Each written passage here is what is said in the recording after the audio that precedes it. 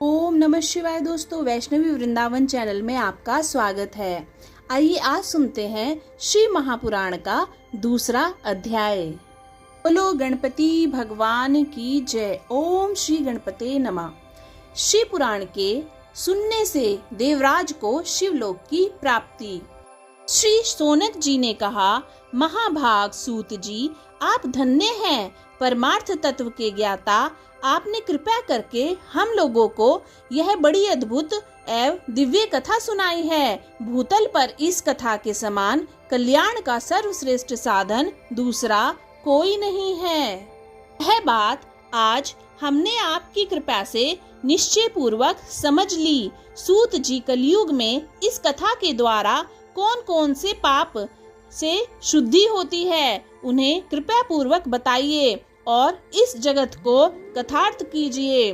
सूत जी बोले, मुने, जो मनुष्य पापी, दुराचारी, खल तथा काम, क्रोध आदि में निरंतर डूबे रहने वाले हैं, वे भी इस पुराण के सुनने या पढ़ने से अवश्य ही शुद्ध हो जाते हैं।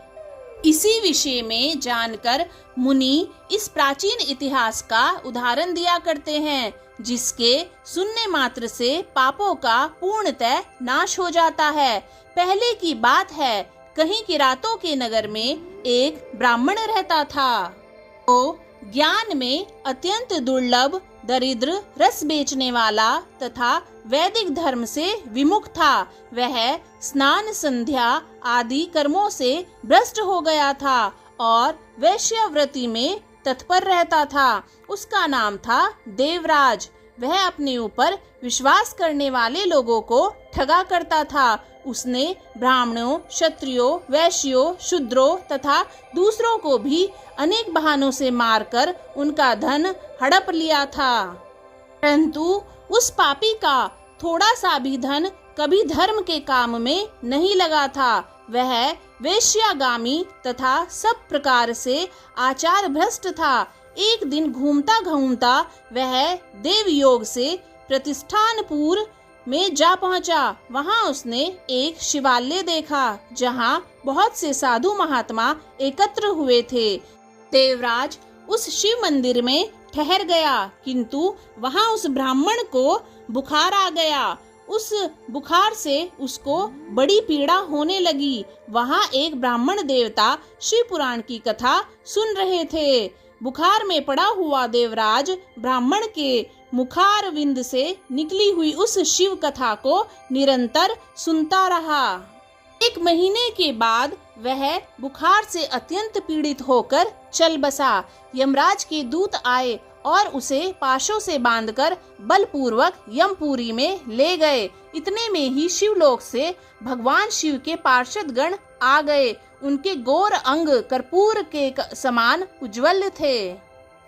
हाथ त्रिशूल से सुशोभित हो रहे थे। उनके संपूर्ण अंग भस्म से उदासित थे और रुद्राक्ष की मालाएं उनके शरीर की शोभा बढ़ा रही थी। वे सब के सब क्रोध पूर्वक यमपुरी में गए और यमराज के दूतों को मार पीट कर बार बार धमकाकर उन्होंने देवराज को उनके चंगुल से छुड़ा लिया और अत्यंत अद्भुत विमान पर बैठाकर जब वे शिवदूत कैलाश जाने को उद्यत हुए, उस समय यमपुरी में बड़ा भारी कोलाहल मच गया। उस कोलाहल को सुनकर धर्मराज अपने भवन से बाहर आए। साक्षात दूसरे रुद्रों के समान प्रतीत होने वाले उन चारों दूतों को देखकर धर्मज्ञ धर्मराज ने उनका विधि पूर्वक पूजन किया और ज्ञान दृष्टि से देखकर सारा वृत्तांत जान लिया।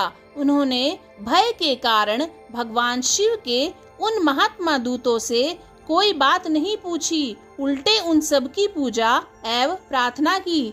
तत्पश्चात वे शिवदूत कैलाश को चले गए और वहां पहुंचकर उन्होंने उस ब्राह्मण देवराज को दया सागर सांब शिव के हाथों में दे दिया।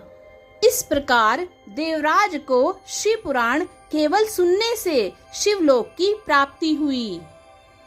यह था शिव पुराण का दूसरा अध्याय।